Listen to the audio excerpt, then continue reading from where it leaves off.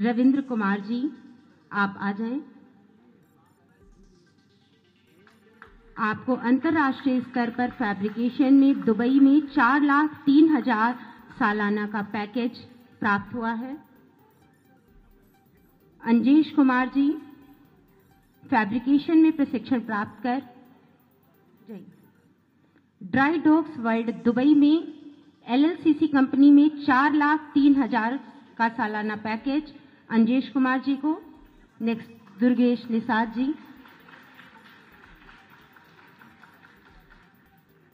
दुर्गेश निषाद जी, प्रधानमंत्री जनपद गोरखपुर में जिन लक्ष्यों को निर्धारित किया गया है उस पर आधारित एक वीडियो की प्रस्तुति माननीय मुख्यमंत्री महोदय के कर कमलों से आज वितरण के उपरांत प्रस्तुत हो रहा है। वीडियो की प्रस्तुति। मिशन रोजगार यानी युवाओं के लिए कौशल विकास, उद्यमशीलता एवं नौकरियों जैसे अनेकों अवसरों के नए द्वार। यशस्वी प्रधानमंत्री नरेंद्र मोदी जी के मार्गदर्शन में शुरू हुई अभिनव योजनाओं से युवाओं को रोजगार के नए अवसर मिल रहे हैं। इस सदी को भारत की सदी बनाने के लिए बहुत जरूरी है कि भारत के युवा पढ़ाई के साथ ही स्किल में भी उतने ही दक्ष हो। मिशन रोजगार के तहत निष्पक्ष एवं पारदर्शी व्यवस्था से 6 लाख से अधिक युवाओं को सरकारी नौकरी मिली है। खिलाड़ियों को भी खेल कोटे से सरकारी नौकरी का लाभ मिल रहा है। परिणाम स्वरूप बेरोजगारी दर 4% तक रह गई है। पूरी शुद्धतापूर्ण और पारदर्शी तरीके के साथ नियुक्ति की प्रक्रिया को आगे बढ़ाया गया है और उत्तर प्रदेश के युवाओं और उत्तर प्रदेश के नागरिकों के सामने पहचान के संकट से मुक्त करने का कार्य हुआ है। मुख्यमंत्री शिक्षुता प्रोत्साहन योजना युवाओं को अलग अलग इंडस्ट्री में हुनरमंद बना रही है। सेवा प्रदाताओं के माध्यम से कुशल कामगारों को रोजगार उपलब्ध कराने में उपयोगी भूमिका निभा रहा है। सेवा मित्र पोर्टल एवं ऐप। सेवा योजन विभाग द्वारा 6,328 रोजगार मेलों के माध्यम से 8,48,000 से अधिक युवाओं को रोजगार मिला। करियर काउंसलिंग कार्यक्रम के तहत 17 लाख से अधिक युवाओं को रोजगार के अनुरूप विषय चयन में सहायता और रोजगार परक प्रशिक्षण पाठ्यक्रमों से जोड़ा गया। इसी श्रृंखला में आज माननीय मुख्यमंत्री जी के कर कमलों से वृहद रोजगार मेला के अंतर्गत श्रम एवं सेवा योजन विभाग उत्तर प्रदेश कौशल विकास मिशन एवं राजकीय औद्योगिक प्रशिक्षण संस्थानों द्वारा सेवा योजित अभ्यर्थियों को नियुक्ति पत्र वितरित किया जा रहा है। साथ ही PM स्वनिधि योजना, PM विश्वकर्मा योजना, किसान क्रेडिट कार्ड योजना एवं ODOP कार्यक्रम के लाभार्थियों को 500 करोड़ रुपए का ऋण वितरित किया जा रहा है।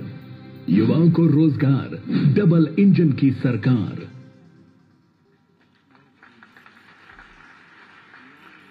गुरुर्वाक्यम सदा सत्यम सत्यमेव परम पदम। मंच पर आसीन उत्तर प्रदेश शासन के परम यशस्वी माननीय मुख्यमंत्री महोदय, हम सभी के संरक्षक गोरक्षपीठाधीश्वर श्री योगी आदित्यनाथ जी महाराज जी से सादर विनम्र अनुरोध है कि विजयादशमी के पर्व के पूर्व अपने आशीर्वचनों से हम सभी को अभिसिंचित कर कृतार्थ करें।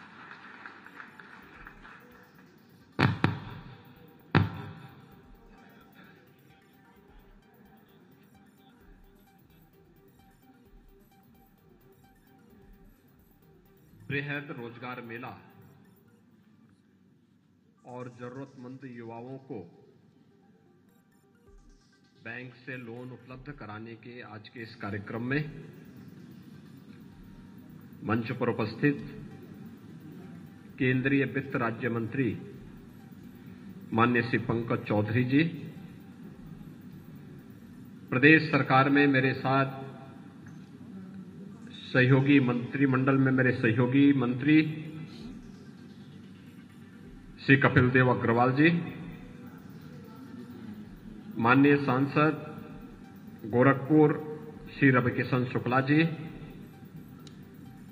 माननीय सांसद कुशीनगर श्री विजय दुबे जी,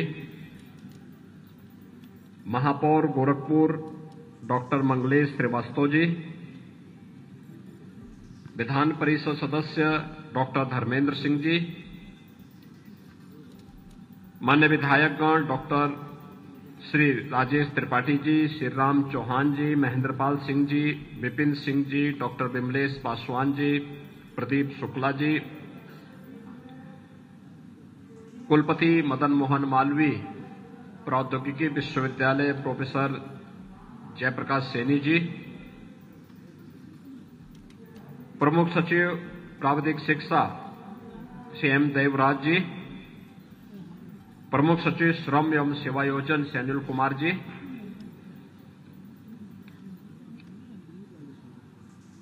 प्राविधिक शिक्षा, व्यावसायिक शिक्षा और कौशल विकास विभाग के साथ ही श्रम और सेवायोजन विभाग के जुड़े हुए सभी अधिकारीगण, यूपी बड़ौदा बैंक से जुड़े हुए सभी अधिकारीगण, वित्तीय समावेशन से जुड़े हुए प्रदेश शासन के अधिकारीगण, बैंकर्स और उपस्थित हमारे सभी युवा साथियों, आज शारदीय नवरात्रि की अष्टमी तिथि है और महाअष्टमी की स्थिति में महायोगी भगवान गोरक्षनाथ की इस पावन धरा पर 40,000 युवा मिशन रोजगार के अंतर्गत रोजगार प्राप्त करेंगे और लगभग 600 करोड़ रुपए से अधिक का ऋण भी प्राप्त करेंगे। इसके लिए मैं आप सभी युवा साथियों को हृदय से बधाई देता हूं, अपनी शुभकामनाएं देता हूं।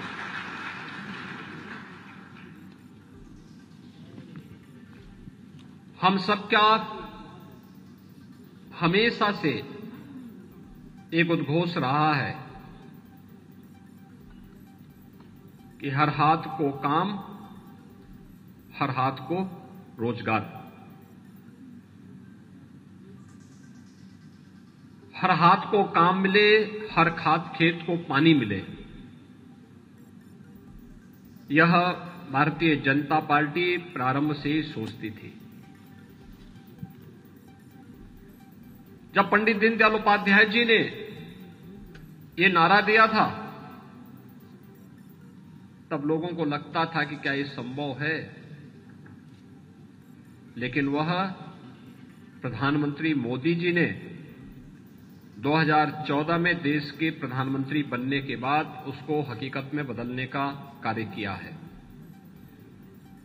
अनेक ऐसी योजनाएं, भ्रष्टाचार मुक्त व्यवस्था के लिए सबसे पहले जनधन अकाउंट, हर हाथ में स्मार्टफोन आ गया, डीबीटी के माध्यम से धनराशि का हस्तांतरण प्रारंभ हो गया,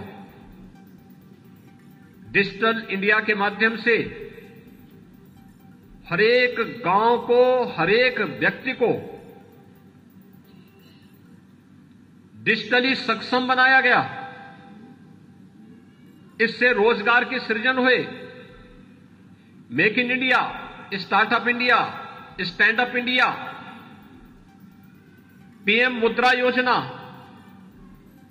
और इन योजनाओं को आगे बढ़ाते बढ़ाते आज पीएम विश्वकर्मा तक की इन तमाम योजनाओं को आगे बढ़ाने का कार्य जो प्रधानमंत्री मोदी जी के नेतृत्व में हुआ, इसने आज भारत की युवा को अपने ही देश में नौकरी और रोजगार की ढेर सारी संभावनाओं को आगे बढ़ाया है।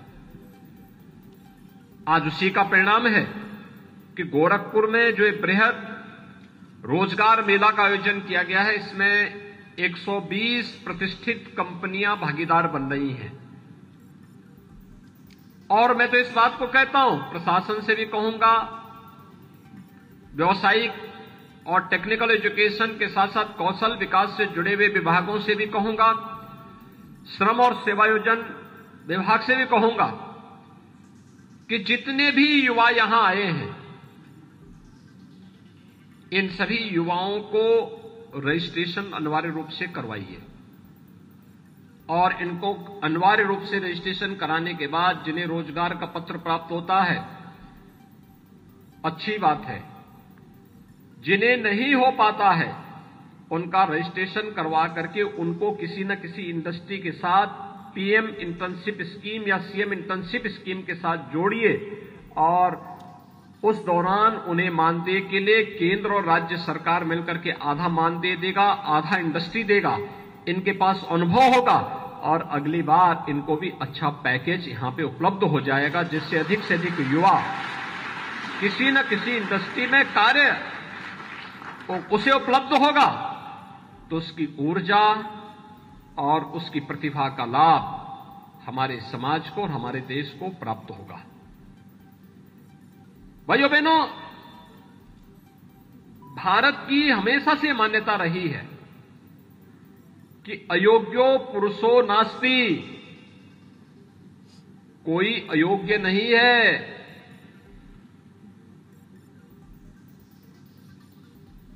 तो फिर यानी अगर कोई अयोग्य है तो इसका मतलब उस समाज में मार्गदर्शक नहीं है। योजकः तत्र दुर्लभः, जहां योजक नहीं वहीं पे कोई अयोग्य हो सकता है। अन्यथा अगर अच्छे मार्गदर्शक हैं तो हर व्यक्ति के हाथ को काम मिल सकता है।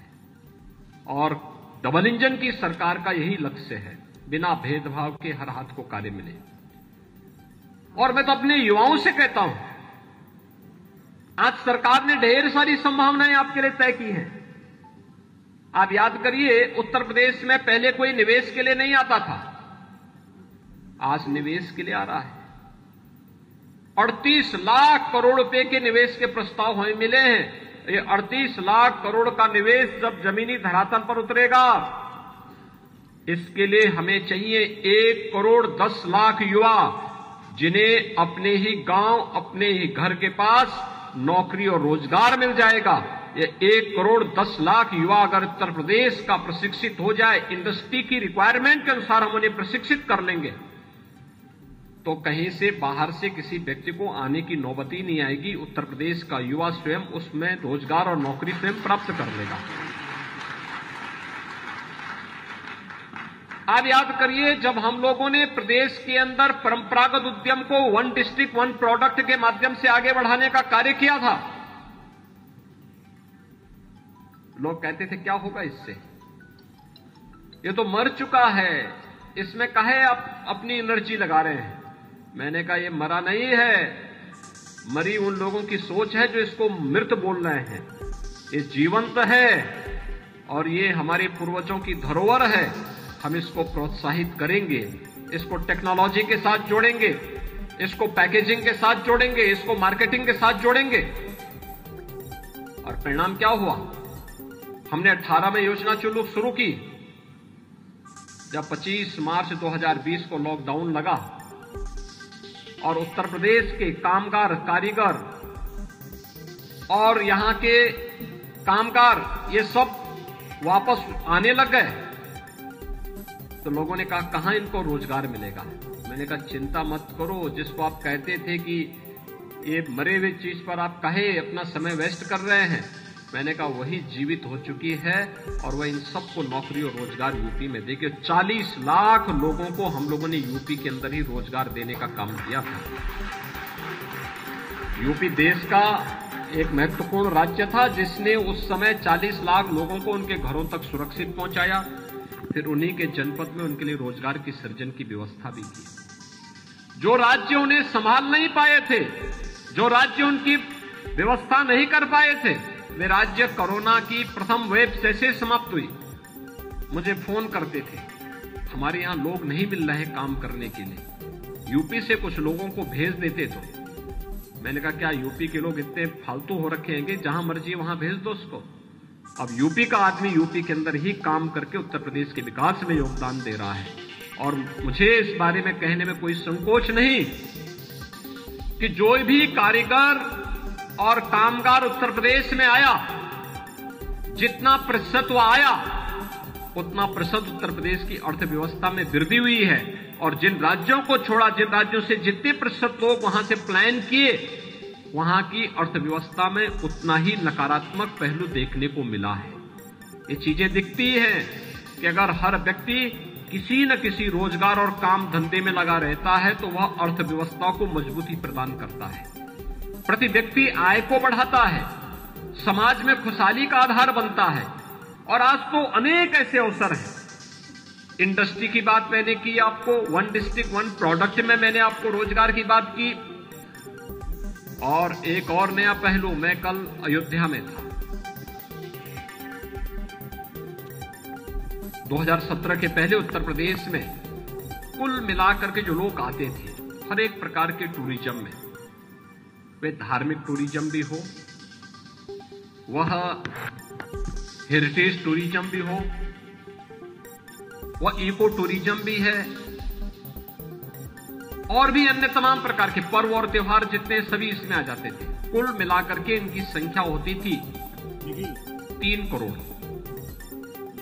17 के पहले 3 करोड़ लोग यूपी में आते थे, और आज कितने आ रहे हैं?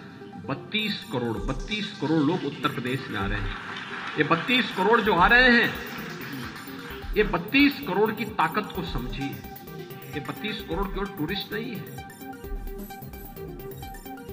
ये 32 करोड़ जब लोग आएंगे तो किसी को टैक्सी चाहिए होगी, किसी को रेस्टोरेंट में भोजन करना होगा, किसी को होटल में रुकना होगा, किसी को कोई सामान खरीदना होगा, किसी व्यक्ति को कोई अन्य सेवा लेनी होगी, मंदिर में जाना होगा तो प्रसाद खरीदता होगा, फूल पत्ती खरीदता होगा, वहां पर कुछ अन्य कार्यों में के साथ जुड़ता होगा। और धार्मिक पर्यटन की दृष्टि से कल मैं देख रहा था अयोध्या में ही होम स्टे के लिए, यानी जो लोग बहुत लोग होते हैं जो महंगे होटल में नहीं रह सकते, धर्मशाला में जगह नहीं, उस व्यक्ति के लिए होम स्टे। बहुत सारे लोग होते हैं वे चाहते हैं कि नहीं, मैं परिवार के साथ जा रहा हूं, मुझे परिवार जैसा वातावरण मिले, इसके लिए होम स्टे। सस्ते में पारिवारिक वातावरण भी मिला। आप आश्चर्य करेंगे, अकेले अयोध्या में कल हम लोगों ने 450 ऐसे होम स्टे को होली अयोध्या के रूप में उसे वहां पे कल रजिस्ट्रेशन करने की कार्रवाई को आगे बढ़ाया, और यह संख्या 1500 से ज्यादा होने जा रही है, जो मुझे कल बताया गया। यानी आपके लिए होटल के क्षेत्र में, रेस्टोरेंट के क्षेत्र में, टैक्सी के लिए, आपके लिए होम स्टे के लिए, और पढ़े लिखे युवा के लिए योग्य गाइड के रूप में भी कार्य करने के अवसर होते हैं। जो मंदिरों में, धर्मस्थलों में फूल पत्तियां चढ़ाई जाती हैं, उस फूल पत्ती को चढ़ाने के बाद अगले दिन फेंक दिया जाता है। कुछ लोग, महिला स्वयंसेवी समूह या कुछ लोग उसको एकत्र करके, सभी धर्मस्थलों से एकत्र होकर के अगर उसी से धूप बत्ती इत्र आदि बनाने का काम लोग करने लग जाएंगे, नए रोजगार का भी सृजन उससे भी होगा। यानी वेस्ट को वेल्थ में बदलने की भी एक कला इसके अंदर छुपी हुई है, लेकिन इसके लिए हमें अपने आप को तैयार करना होगा। और इसीलिए मैंने कहा, अयोग्यो पुरुषो नास्ति योजकः तत्र दुर्लभ। अयोग्य कोई नहीं है, एक योग्य योजक की आवश्यकता है, और ये रोजगार मेला उसी योजक के रूप में आपके लिए एक प्लेटफॉर्म उपलब्ध करा रहा है कि आपको कैसे अपना मार्ग बनाना है। डबल इंजन की केंद्र या राज्य दोनों सरकारें इस दिशा में आपके लिए तमाम प्रकार के आयोजन कर रही है, तमाम प्रकार के कार्यक्रमों को आगे बढ़ाने के लिए तैयार है, और इसके लिए हमें निरंतर प्रयास करना होगा।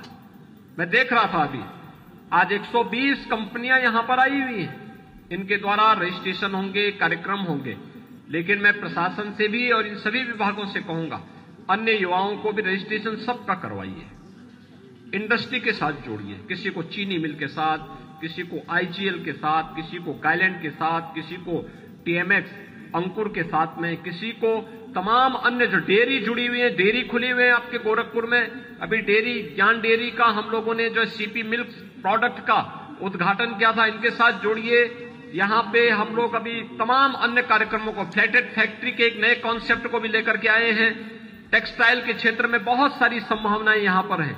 इन सभी के साथ इन यूथ को जोड़िए और हर युवा अगर वहां जुड़ जाएगा तो इन्हीं युवाओं को तकनीकी रूप से सक्षम बनाने के लिए राज्य सरकार 2 करोड़ युवाओं को टैबलेट और स्मार्टफोन देने का काम भी कर रही है, जिससे टैबलेट और स्मार्टफोन के माध्यम से युवाओं को तकनीकी दृष्टि से सक्षम बनाया जा सके। प्रयास किए जाने की आवश्यकता है। रोजगार और नौकरी की कमी नहीं है। एफपीओस का गठन आप कर सकते हैं। इसके माध्यम से तमाम संभावनाएं आपके लिए बनेंगी और उन संभावनाओं को ही आगे बढ़ाने के लिए आज रोजगार मेला का आयोजन यहां पर आयोजित किया गया है। मुझे बहुत प्रसन्नता है। युवा बड़ी उत्सुकता के साथ आए हैं। मैंने अयोध्या में आज देखा, अभी गोरखपुर आने के पहले अयोध्या में मैंने 51 परिवहन निगम की बसेज को फ्लैग ऑफ किया, उनको झंडी दिखा करके रवाना किया। आप आश्चर्य करेंगे, इन सभी 51 बसेज में चालक भी परिचालक भी दोनों महिलाएं हैं। यानी महिलाएं कैसे आज हर एक क्षेत्र में अपने को सक्षम पा रही हैं, यह दृश्य भी मैंने आज अयोध्या में देखा। और ये उनके लिए कुछ भी आज अछूता नहीं है। फाइटर पायलट बन रही हैं बेटियां, परिवहन निगम की बसेज को चला रही हैं बेटियां, हर एक क्षेत्र में वे अग्रणी स्थान पर हैं। तो रोजगार और नौकरी के क्षेत्र में भी उन्हें प्राथमिकता मिलनी चाहिए। इस दिशा से हम सबको अपने स्तर पर प्रयास करना चाहिए। आज का एक कार्यक्रम अत्यंत महत्वपूर्ण कार्यक्रम है। यहां पर यूपी बड़ौदा बैंक, यह क्षेत्रीय ग्रामीण बैंक में देश में सबसे बड़ा बैंक है और मैं इनसे कहूंगा कि इस दिशा में और बेहतर प्रयास को आगे बढ़ाने की आवश्यकता है। गोरखपुर में बैंकों का सीडी रेशो या पूर्वी उत्तर प्रदेश में भी कम है। जितना पैसा लोग जमा कर रहे हैं उतना पैसा लोन के रूप में लोगों को प्राप्त नहीं हो पाता। इस राशि को बढ़ाने की आवश्यकता है। संतुलन होना चाहिए। अगर लोगों को रोजगार के लिए पैसा प्राप्त हो जाए, उनका रोजगार के लिए पैसा प्राप्त होने के पहले उनका प्रशिक्षण हो जाए, तो इसके लिए पीएम विश्वकर्मा और उत्तर प्रदेश विश्वकर्मा श्रम सम्मान की योजनाएं हैं। मुख्यमंत्री युवा स्वरोजगार की योजना है। पीएम स्किल डेवलपमेंट मिशन के अंतर्गत अनेक योजनाएं हैं, जिसमें पीएम मुद्रा योजना की भी है, पीएम स्टैंड अप की योजना भी है। इन योजनाओं का लाभ आप ले सकते हैं और इन योजनाओं से लाभान्वित होकर के बेहतर प्रयास किया जा सकता है। मैं आज के इस कार्यक्रम के लिए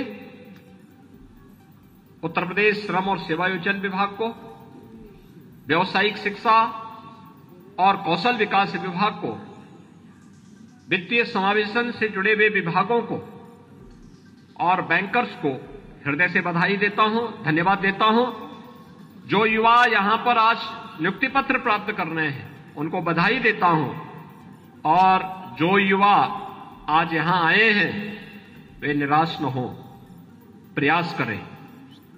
किस क्षेत्र में जाना चाहते हैं इसको चयन करिए, उसमें प्रशिक्षण ले लीजिए।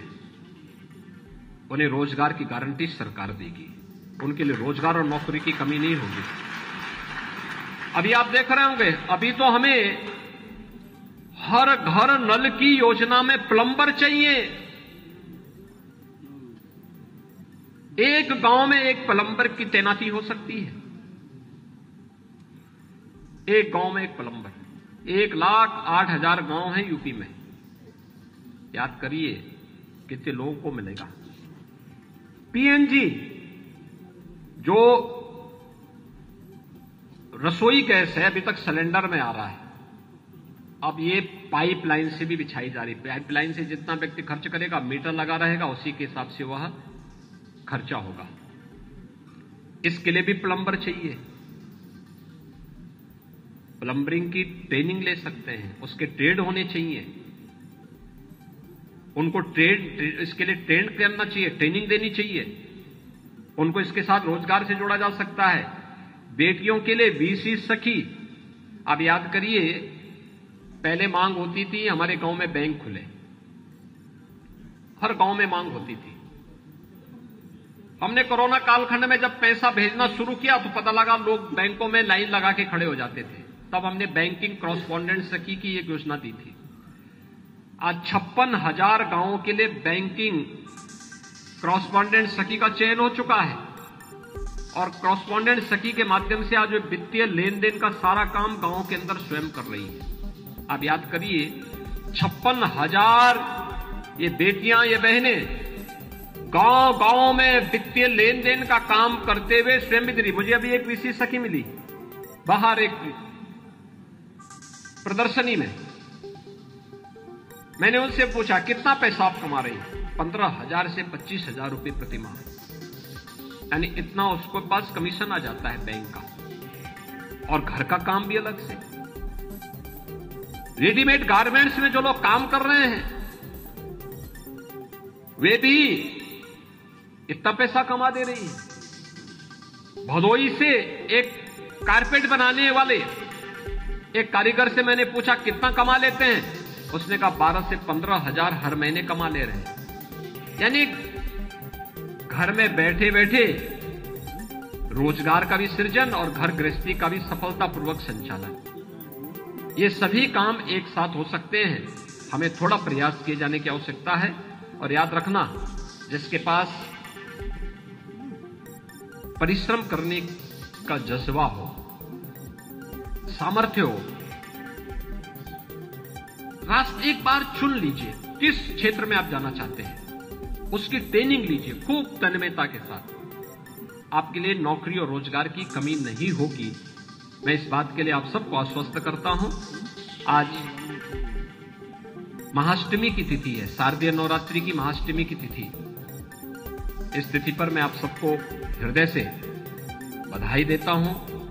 कल महानवमी है, सभी प्रकार की सिद्धि देने वाली मां दुर्गा की अनुष्ठान की तिथि और परसों विजयादशमी। ये तीनों तिथियां बहुत महत्वपूर्ण है, इसलिए इन तीनों तिथियों के लिए आप सबको मैं हृदय से बधाई देता हूं, अपनी शुभकामनाएं देता हूं और विश्वास व्यक्त करता हूं कि जगत जननी मां भगवती और प्रभु श्री राम आपकी सभी मनोकामनाओं को पूर्ण करेंगे। आप सबके प्रति मेरी शुभकामनाएं। धन्यवाद। जय हिंद।